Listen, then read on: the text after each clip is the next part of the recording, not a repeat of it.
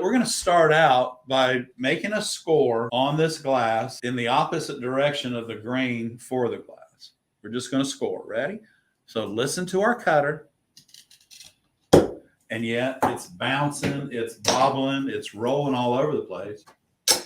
This is a mottled glass. We're going to cut this. Now we're going to turn this around and we're going to break it. From the hot side. From the hot side. If you're having trouble cutting glass with mottles, here's what you're going to run into. You have what I call divots and pucker marks and just basic inherent qualities of how the glass is made. And so when you're driving your glass cutter up the glass and you feel yourself go into a crack, don't stop. Just drive right out of it, come out, and keep moving forward. Because what we want to do, I'm going to cut this again.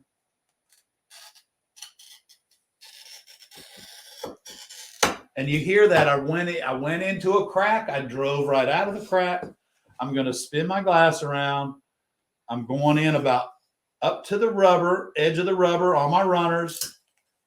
And I'm going to score it just like that. The other thing we want to do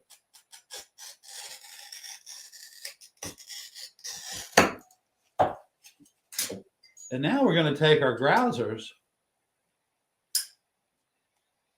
Okay.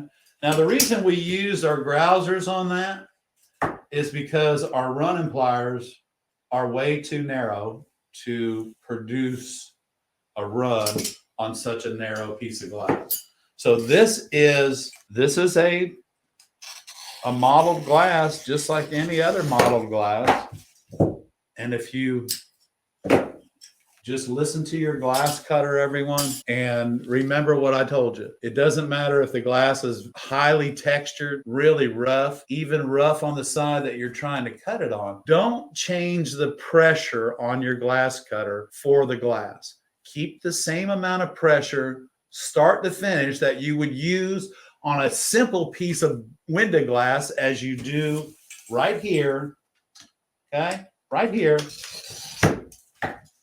On this beautiful Chicago art glass model glass.